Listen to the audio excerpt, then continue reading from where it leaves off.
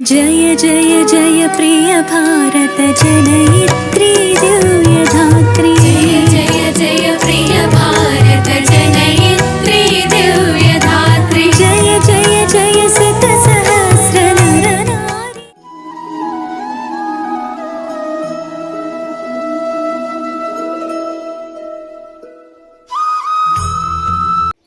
ఆండాళ్ తిరువడుగలే శరణం. గోదా ఆండాళ్ విరచించిన తమిళంలో విరచించిన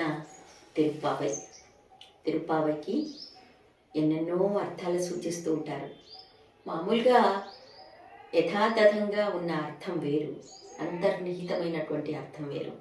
వ్యాఖ్యాతలు చాలా చాలా విషయాలని దానిలో వేదాంగాలు ఉపనిషత్తుల సారమంతా గోదా ఆండాళ్ తిరుప్పావైలో ఉంది అని అంటున్నారన్నమాట. మనం తిరుప్పావై పాసురాల్లోని అర్థాలని తెలుసుకునే క్రమంలో ఇవాళ నెమ్మదిగా 7వ పాసురం దాకా మనం చేరుకున్నాం. ఇవాళ 7వ పాసురంలోకి మనం ప్రవేశిస్తున్నాం. అంటే 7, 8, 9, 10 ఇలాగా క్రమంగా వెళ్తూ ఉంటే అన్నిట్లో కూడా ఏదో ఒక రహస్యం దాగి ఉంటుంది.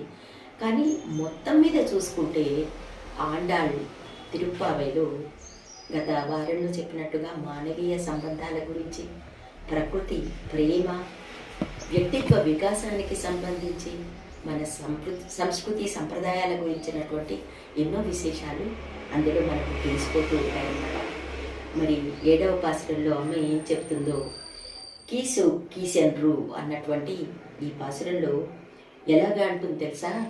గొల్ల పల్లెలలో తెల్లవారుజామున గొల్ల స్త్రీలందరూ కూడా వెన్న చిలుకుతూ ఉంటారు కదా.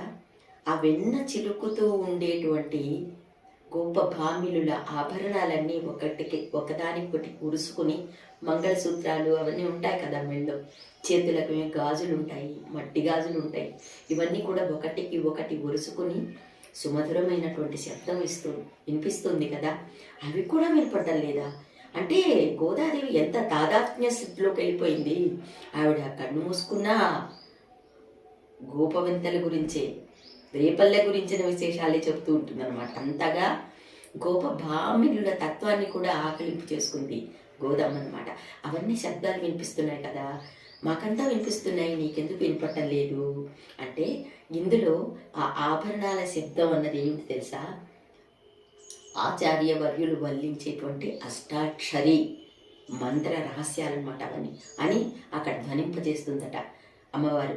ఇక 8వ పాసురము కీళ్వానం అనే దానిలో మేతలకి తెల్లవారి లేస్తూనే మేతలకి బర్రెలన్నీ వెళ్ళిపోతున్నాయి, అంబా నడుచుకుంటూ వెళ్ళిపోతున్నాయి కదా. అవన్నీ అంతా హడావిడిగా వెళ్ళిపోతున్నాయి, బయట అడవిలో మేత మేసేందుకు వెళ్తున్నాయి. మల్లయోధులను, కేసి అనేటువంటి అశ్వాకారపు రాక్షసుని దునుమాడినటువంటి స్వామి ప్రస్తావన మనం చేయాలి కదా, ఆయన కీర్తిగానం చేయాలి కదా, నువ్వు మర్చిపోయావే అని ఈ పాసురంలో అంటుందన్నమాట. ఇక్కడ బర్రెలు, గేదెలు అన్నవి తమో గుణానికి ప్రతీకలుగా అమ్మవారు చెప్పింది. అహంకార సూచనకు వీలుగా కేసి, మల్లయోధులు వాళ్ళందరూ ఉన్నారు కదా, వాళ్ళందరినీ దునుమాడాడు. కామక్రోధాదుల గురించి అమ్మ చెప్పింది అని పెద్దలు అంటున్నారు. మనకు ఒక సందేహం రావచ్చు కదా, ఈ గోపభామినులు ఏమిటి, అసలు బయటి వాళ్ళు ఏమిటి, లోపల నిద్రిస్తూ ఉండటం ఏమిటి, గోప కాంత ఆవిడ్ని లేపడం ఏమిటి అంటే, ఇవన్నీ ప్రతీకాత్మకంగా తీసుకోవాలి. అది నిజంగా మనమందరూ నిద్రపోయేటట్టుగా అది ప్రాకృత నిద్ర కాదు. యానిసా సర్వభూతానం తస్యాం జాగృతి సంయమి అంటారే, అలాంటి నిద్ర అనమాట అది. అంటే ఒక యోగ నిద్ర లాంటిదే. ఆ లోపల ఉన్నటువంటి గోపవనత భగవద్ అనుభూతి అనేటువంటి నిద్రలో ఉంది. ఆవిడ నిద్రపోతుంది అంటే మనలాగా నిద్రపోవడం కాదు, ఆ భగవద్ అనుభూతిని మాకు కూడా పంచవమ్మా, నువ్వు లేచి మాతో పాటు రావాలి అని చెప్పడం అన్నదనమాట దానిలో అంతరార్థం. తూమడి మాడత్తు అనేటువంటి 9వ పాసురంలో రత్న ఖచ్చిత మందిరంలో పడుకున్నావు, ఎంత వైభవోపేతమైనటువంటి ఆ మందిరంలో నువ్వు పడుకుని ఉన్నావు కదా, నువ్వు త్వరగా నిద్ర లేవాలి అంటే నవరత్న ఖచ్చితమైనటువంటి భవనం అంటే మన శరీరం అనుకోవచ్చు. ఇంకా శేషి, భర్త, జాతృ, జ్ఞేయ, స్వామి, సేవి, ఆధార, ఆత్మ, భక్త్య, భోగ్య ఇలాంటి 9 రకాల సంబంధాల గురించిన సూచన ఉంది. వీటన్నిటినీ అధిగమించి మనము ఆ నారాయణ మంత్రాన్ని మనం పఠించాలి అని అమ్మ చెబుతుందన్నమాట. జీవులందరూ, అసలు గోపికలందరూ కూడా ఆనాటి మునులనే కదా, రామావతారం నాటి మునులనే కదా అర్థం కదా. వాళ్ళందరూ తపోనిష్ఠులైనటువంటి వాళ్ళు ఆ అవతారంలో వేడుకోగా రాముడు కృష్ణ జన్మలో మీకు అందరికీ నేను దగ్గరవుతాను అని చెప్పాడు కదా.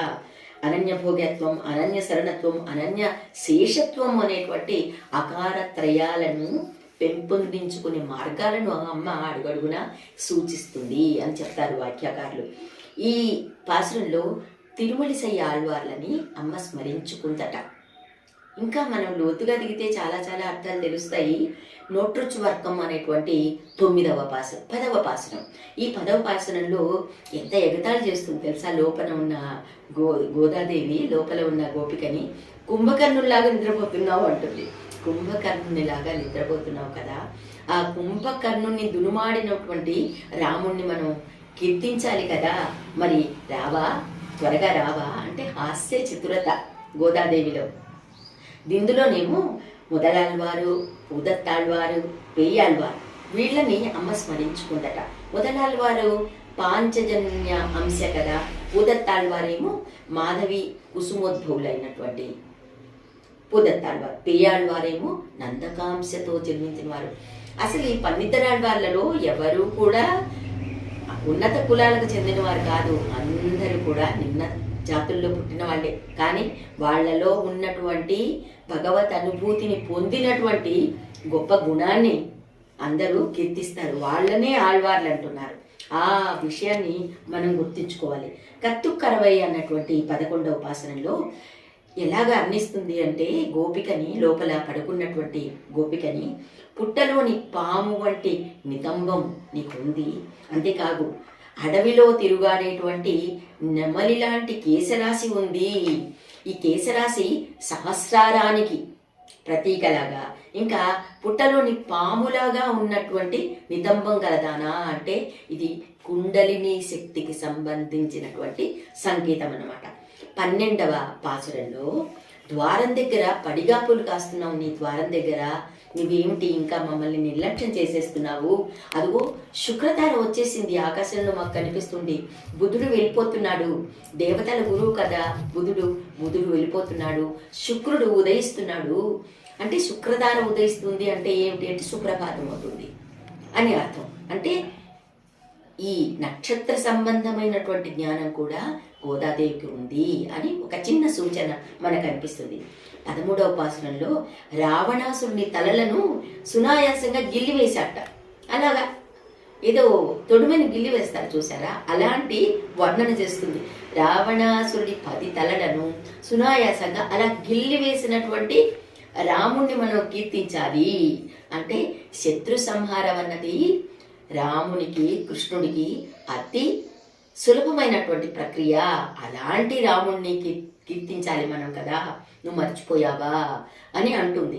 14వ పాసురంలో తెల్లని దంతకాంతులతో కాషాయ వస్త్రధారులైనటువంటి ఆ పూజారులందరూ కూడా పెద్ద పెద్ద తాళాలు, బీగం చెవులు తీసుకుని ఆలయాలని తెరిచేందుకు వెళ్తున్నారు తెల్లవారుజామున. చూసావా, తెల్లని కాంతులు, వాళ్ళ ధవళ కాంతులు వెల్లివిరుస్తున్నాయి వాళ్ళ దంతకాంతులతో. అంటే ధవళ కాంతులు అంటే స్వచ్ఛతకి ప్రతీకలు కదా. ఇంకా కాషాయ వస్త్రం ఏంటి, కాషాయ వస్త్రం అంటే పూజార్ల ప్రస్తావన, తెల్లని దంతకాంతులు స్వచ్ఛతకు, త్యాగానికి ప్రతీకలుగా ఈ 14వ పాసురంలో అమ్మ చెప్పింది. 15వ పాసురంలో చాలా విచిత్రంగా సంభాషణ క్రమం, చాలా శైలి ఎంత చక్కగా ఉందంటే, లోపల ఉన్న గోద వీళ్ళని విసుక్కుంటుందన్నమాట. ఏమిటి, నన్ను ఇంత త్వరగా లేపటానికి ఎందుకు వచ్చారు మీరు అని అంటుంది. అదేమిటి, మర్చిపోయావా అని బయట ఉన్న గోపికలు మళ్ళీ జవాబిస్తారు. మమ్మల్ని అందరినీ లేవాలి, త్వరగా కృష్ణుని కీర్తిగానం చేయాలి, నేను సంసిద్ధంగా ఉంటానని చెప్పావు కదా, మర్చిపోయావా అని వీళ్ళంటే, బడాయిపోతున్నారులేండి, మీరందరూ త్వరగా వచ్చారని చాలా మీకు గర్వంగా ఉంది కదా, ఇదిగో లేచేశాను వస్తున్నాను అన్నట్టు అటు ఆవిడ జవాబు చెప్తుంది. సంభాషణ క్రమం చాలా చాతురీమంతంగా ఉందన్నమాట ఈ 15వ పాసురము. ఇక 16వ పాసురంలో నందగోప భవనంలోకి ప్రవేశించారు. 15వ పాసురం వరకు గోపికలను లేపే ప్రక్రియ అన్నాం కదా. ఇంకా 16వ పాసురం. ఈ 16వ పాసురంలో తోరణాలతో అందంగా అలంకరింపబడినటువంటి నందగోపుని భవనం ముందు నిల్చున్నారు వీళ్ళు. ఆ నందగోప భవనం ముందు నిల్చుని లోపలికి వెళ్ళాలని ప్రయత్నిస్తుంటే కాపలాదారు, ఎందుకంటే చిన్నప్పటి నుంచి బాల్యం నుంచి అనేక రాక్షసులందరూ వచ్చి కృష్ణుణ్ణి మట్టు పెట్టాలని చూశారు కదా, అందువల్ల నందగోపుడు భయపడిపోయి ప్రధాన ద్వారం దగ్గర నుంచి లోపలికి వెళ్ళేది వరకు కాపలాదారులను పెట్టేశారు. ఆ ప్రధాన ద్వారం దగ్గర కాపలాదారుడు ఉన్నాడు కదా, అతనేమో వీళ్ళని లోపలికి పంపించడం లేదు. ఏమయ్యా, మేము ఈ గోపల్లకు సంబంధించిన వాళ్ళమే కదా, రోజు మమ్మల్ని చూస్తావు కదా, మేము కొత్త వాళ్ళం కాదు కదా, మమ్మల్ని లోపలికి అనుమతించు అని అంటే, ఈ తెల్లవారుజామున ఎవరైనా వస్తారా, మిమ్మల్ని నేను గుర్తుపట్టలేదు, లోపలికి ఎలా పంపను అంటే, అదేమిటి మేము పాత వాళ్ళమే కదా, మాకు స్వామి మాట ఇచ్చాడు పరై అన్న వాయిద్యాన్ని ఇస్తానన్నాడు. మా పెద్దవాళ్ళందరూ చెప్పారు, కాత్యాయని వ్రతం చేస్తే కృష్ణుడు కరుణించి మనకు అవన్నీ ఇస్తాడు, వర్షాలు కురుస్తాయని చెప్పాడు. మా పెద్దవాళ్ళ మాట వినాలి కదా, అందువల్ల వచ్చాం. కృష్ణుడు మాకు నిన్న సాయంత్రమే చెప్పాడు రమ్మని, కాబట్టే మేము వచ్చాము, మమ్మల్ని లోపలికి పంపవా అని ఆ కాపలాదారు అంటే ఏదన్నా ఒక గృహంలోకి కానీ ఒక కొత్త చోటికి వెళ్తే ముందు ప్రవేశం లభించడం అన్నదే గొప్ప విషయం. అలాంటి విషయాలని వ్యక్తిత్వ వికాసంలో మనం తప్పకుండా గుర్తుపెట్టుకోవాలి. అందువల్ల ఈ ద్వారం అన్నది తిరుమంత్రము అని, నందభవనం మంత్రపూరితమైనటువంటి ఒక ప్రదేశంగా ఇక్కడ అమ్మవారు వర్ణించింది అంటారు. 17వ పాసురంలో లోక మర్యాదను అనుసరించి ముందుగా నందగోపుణ్ణి బతిమాలుతారు. గత పాసురంలో ఆ కాపలాదారు ఇంట్లోకి ప్రవేశింపచేశాడు, వాళ్ళని జాలి పడ్డాడు అనమాట. వాళ్ళని చూసి పాపం జాలి పడ్డాడు, అందువల్ల లోపలికి వెళ్ళిపోయారు కదా వీళ్ళు. లోపలికి వెళ్ళిపోతే ముందుగా అక్కడ తండ్రిని నందగోపన్ కుమారన్, నేను నందగోప కుమారుణ్ణి అని చెప్తాడు ఎప్పుడు కృష్ణుడు. అందువల్ల నందగోప కుమారుడు కాబట్టి నందగోపుని ముందుగా బ్రతిమాలుతున్నారు. స్వామి, నీ కొడుకు యొక్క ఈ రూపగుణ విశేషాదులన్నీ విని ఆయన్ని కీర్తిద్దామని వచ్చాము, మమ్మల్ని కొంచెం అనుమతించవా, మీ అబ్బాయి దగ్గరికి వెళ్లేందుకు మమ్మల్ని అనుమతించవా అని అడిగారు. తర్వాత యశోదమ్మని కదా, నందగోపుడి తర్వాత తండ్రి తర్వాత తల్లిని లేపుతున్నారు. అమ్మ, కరుణించి మీ అబ్బాయి దాకా వెళ్లేందుకు మమ్మల్ని అనుమతించవా. ఆ తర్వాత కృష్ణుడు పడుకుని ఉన్నాడు. కృష్ణుడిని ప్రతిమాలితే ఆయన అన్నట్ట, నాకంటే పెద్దవాడు ఉన్నాడు కదా బలరాముడు, అతన్ని లేపకుండా నా దగ్గరికి వచ్చారేమిటి అని అన్నట్టుగా అనిపించింది అనమాట. అందువల్ల మళ్ళీ బంగారు కడియము దాల్చిన బలరామ, నీ తమ్ముడి దగ్గరికి మమ్మల్ని వెళ్ళేందుకు అనుమతించవా అంటే లోక మర్యాద. ఇంట్లో ఒక పెద్దవాళ్ళని మనం వెళ్ళేటప్పుడు పెద్దవాళ్ళని గౌరవించి అటు తర్వాత మెల్లిమెల్లిగా వెళ్ళే క్రమాన్ని ఇక్కడ గోదమ్మ చెప్పింది అంటారు. 18వ పాసురము చాలా ప్రత్యేకమైన పాసురం అనమాట. రామానుజాచార్య వర్యునికి తిరుపావై జీయర్ అనేటువంటి బిరుదుతో సత్కరించినటువంటి ఈ 18వ పాసురం. ఈ 18వ పాసురం యొక్క విశేషత ఏమిటి అంటే, ఇక్కడ నప్పిరాటి నీలాదేవిని వర్ణిస్తుందన్నమాట. దీనిలోను అద్భుతంగా వర్ణిస్తుంది. నీలాదేవిని నిద్రలేపే, ఇప్పుడు గత పాసురంలో ఏమిటి, వసుదేవుడు మన నందగోపుణ్ణి, యశోదాదేవిని, బలరాముణ్ణి నిద్రలేపింది కదా, చివరి కృష్ణుణ్ణి కూడా బ్రతిమాలారు. అటు తర్వాత పాసురంలో నీలాదేవిని లేపుతుందనమాట. అమ్మా, నువ్వు అనుమతించాలి కదా మమ్మల్ని, కృష్ణుడు నువ్వు ఒక్కతే ఆ మధుర పదార్థం భక్తి అనేటువంటి కృష్ణ సాంగత్యాన్ని నువ్వు ఒక్కతే అనుభవిస్తే ఎలాగమ్మా, మాకు కూడా కాస్త పంచాలి కదా అని బ్రతిమాలే ఈ పాసురాన్ని రామానుజాచార్యులు వారు పాసురాలను ఎలా పాడుకుంటూ వీధిలో వెళ్ళేవాళ్ళట భిక్ష కోసం. వెళ్ళేటప్పుడు ఒకసారి పెరియనంబి అనేటువంటి వారి ఇంటి దగ్గర నిలబడి పాసురాలను చదువుతూ వెళ్తూ ఉంటే ఈ 18వ పాసురం దగ్గర ప్రవేశించి అక్కడ తాదాత్మ్యంతో ఆయన 18వ పాసురం చదువుతుంటే ఆ పెరియనంబి వాళ్ళ అమ్మాయి తలుపులు తీసుకుని ఎదురుగా వచ్చిందట భిక్ష వేసేందుకు. భిక్ష వేసేసరికి ఆ అమ్మాయిని చూసేసరికి మన రామానుజాచార్య వర్యులకి ఆ అమ్మాయిలో అమ్మవారు కనిపించింది. చూసారా, లక్ష్మీదేవి అమ్మ భూదేవి అంశ కనిపించిందనమాట.